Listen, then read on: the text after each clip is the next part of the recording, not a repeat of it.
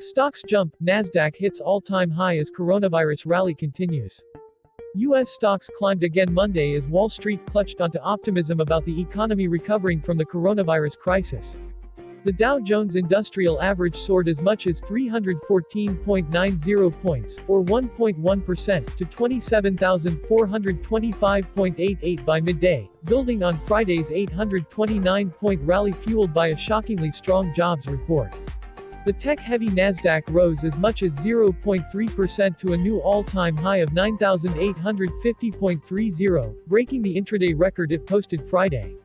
And the S&P 500 jumped as much as roughly 0.6% to 3,212.74, just 0.5% below where it was at the start of the year.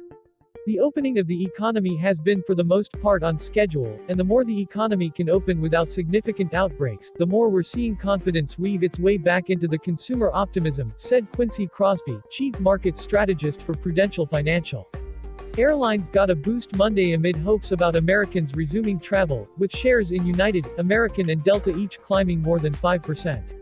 Beleaguered planemaker Boeing led the Dow with an 11.5% jump as of 11:51 a.m. Monday's surge followed a week in which the Dow gained 6.8% as investors digested a slew of economic data suggesting the worst of the coronavirus downturn is over. Among them was Friday's jobs report showing the economy added 2.5 million jobs in May, in defiance of widespread expectations for further losses, along with improved manufacturing activity and consumer confidence last month. "You're getting people who had a long weekend to rethink things," said Jim Powelson, chief investment strategist at the Leuthold Group.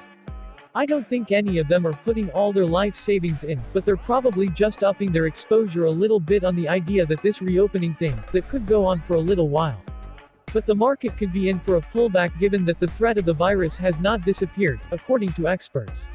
The market showing a V-shaped recovery suggests that we're right back where we were, and we haven't yet figured out what long-term damage was done," said Lamar Valere, portfolio manager of the Valere Balanced Fund. Last week's stock rally came despite widespread civil unrest in the U.S. over police brutality and the killing of George Floyd in Minneapolis. Protests continued over the weekend, with thousands of people taking to the streets in New York, Washington and other cities. But investors are far more interested in the positive effects of the economy reopening, according to Powelson. "It's not like that issue will have zero impact on the future of profitability. It certainly will," he said. "But the problem is right now it just pales in comparison to something that's right there, right now, it's immediate, and it's massive, putting the on switch back on in the economy."